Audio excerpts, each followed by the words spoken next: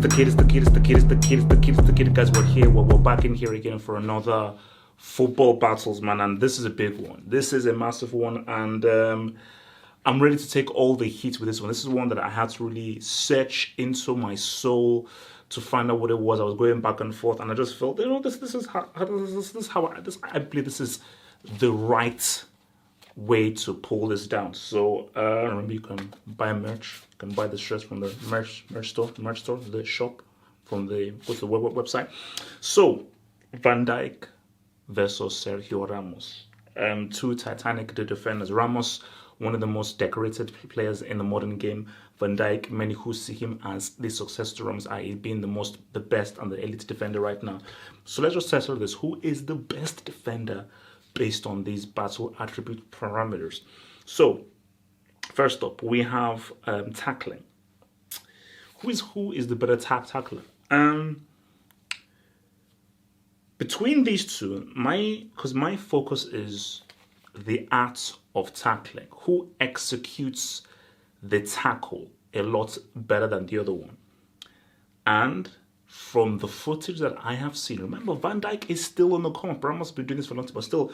And remember, I'm comparing guys both at their peaks. So Ramos at his peak and Van Dijk at his peak, which is pretty much right now, not when he was at Celtic or Southampton.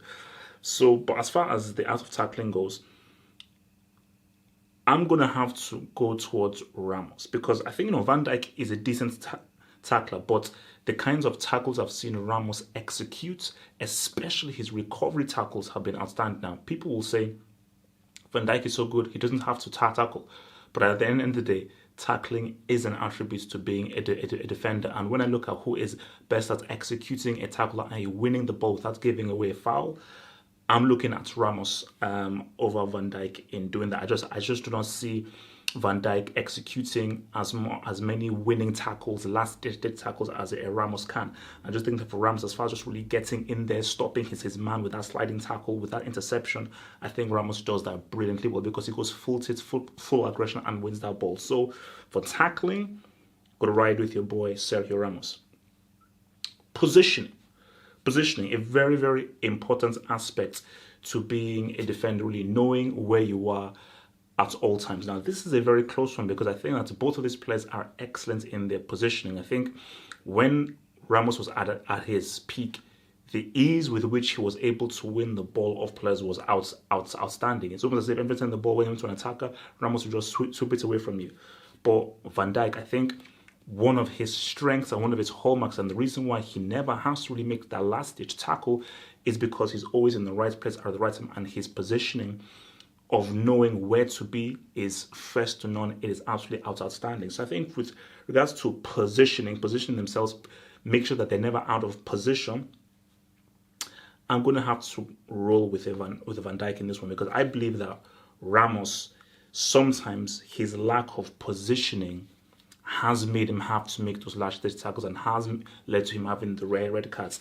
Van Dijk is rarely out of position. Sometimes I see him out of position, but he's rarely out of position, and he just has an amazing level of concentration of where he needs to be at all times as a central freaking defender. So in that regard, with that being said, using that kind of psychosis, I'm going to have to say that Van Dijk's positional sense, I feel is superior. Not for it is close. It is close. But as I said, Van Dijk's positioning is superior to your boy Sergio Ramos. So positioning goes to your boy Van Dijk. Reading of the game. This is I always quote the great Frank de Boer, who said that great defenders can do 5 things in two steps. Is about really thinking 2-3 steps ahead and scanning then the entirety of the situation. And again, this one is also very close, because I think, remember, I'm looking at peak Ramos, because whenever we do these battles, I never look at when guys are at their decline or their lowest, is when they were at their best. And both Van Dijk and Ramos at their best, they're excellent readers of the game. But I believe that this is Van Dijk's greatest strength. I think his reading of the game is stellar. He just understands what the attack is going to do. He understands what the attacker is going to do. And I think the differentiation, because there may seem a bit similar between positioning and reading.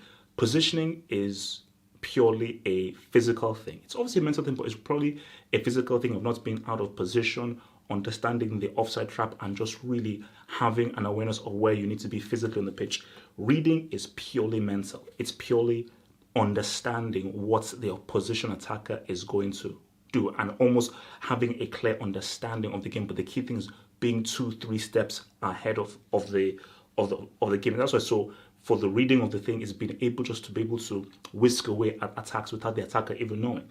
And I just think that this is Van Dijk's best. I think that is his best trait. And I think that's what has helped transform the Liverpool defense. Is just his incredible psychological understanding of being a defender, but also psychological understanding of the game of football. Because I think one of the great assets of any great central defender is to be an amazing reader of the game.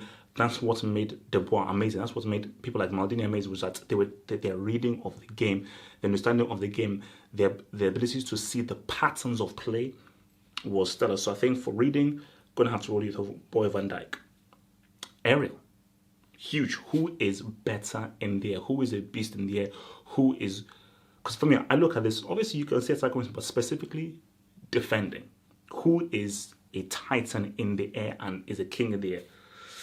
For me, it's not a sizable win or a considerable win, but I think it's a clear win. I think it's a clear win because I think this dude is a flipping titan in the air. I think this dude rules the flipping skies. And that's why for Ariel, gonna have to ride with Ramos in this. I think Ramos he's incredible in the air.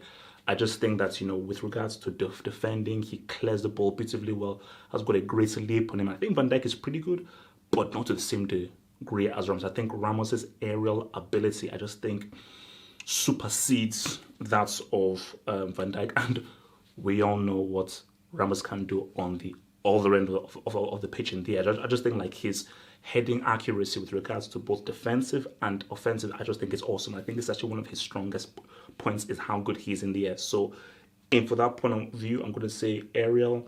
I'm riding with your boy Sergio Ramos. Discipline. This was by far the easiest attribute. Like, I didn't even have to think. Out of all of the attributes, this was the easiest attribute. As soon as I saw this, I was like, okay, Van Dijk. This is Ramos's weakness, and I think this is what holds Ramos back from eating on the same table as a Desai, a Cannavaro, a Maldini, a Baresi, a De Boer, and so forth, and a Bart Simpson, aka Lam. His discipline is horrendous. I mean, this dude has collected a lot of crazy red cards, and sometimes he just loses his head. Van Dijk, this is another one of his strong assets is that he always remains calm. He never panics and always has a very cool head, and his discipline is impeccable. I don't even know how many times this dude has even been sent off. So I think for Van Dijk, his discipline easily, totally dismembers, and just takes apart Sergio Ramos's. Passing. Both are pretty good. Because remember, the reason why this is so good is that these are two very similar defenders. These are two very modern day defenders. But we've left the days of the 90s where guys just hoof the ball up, long ball.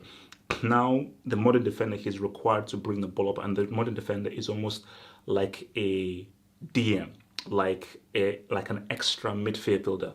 And a lot of managers are expecting their midfielders to really play out from the back. So I think, both of these players are both quality with regards to passing. But I'm looking at the footage. Ramos's distribution of the ball is outstanding. I'm going to have to roll with Ramos here. His distribution of the ball is outstanding. Like, he plays like an outfield player. He plays like an outfield player. And I just think that's the way in which this guy can just ping a pass and just switch a pass all the way to wing for 40, 50 yards crossfield is simply outstanding. Van Dijk's distribution is good, but I think Ramos's is just on a whole other level. So with regards to distribution and the passing on the ball, I just think Ramos has Van Dijk beat. And we're all square. The deciding attributes. Remember, guys, just chill, man. This is just me being real. The deciding attributes. Clutch. Now, remember, clutch isn't just about scoring those winning goals. It isn't just about that. And because with clutch, I sort of put it into the role you are of a player. So if, let's say, we're not talking clutch with defenders, I can't completely focus on, oh, how many goals have you scored? Have you scored any winning goals? Because if you do that, then no, Ramos easily wins. So I'm going to take that out of it. From when we talk to these defenders is when the chips are down, how good can you be? Can you make that last-ditch block? Can you make that key defensive play to hold us at 1-0? Can you make that key defensive play to in the 92nd minute to help us win that flipping game?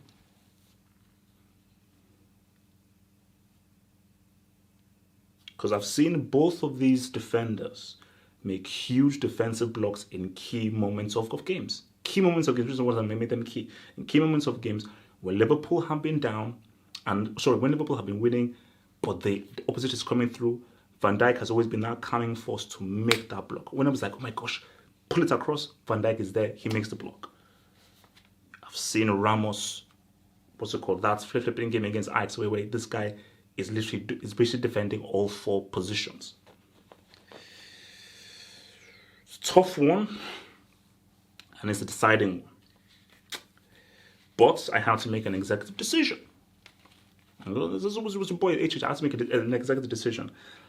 And I had to roll with, drum roll,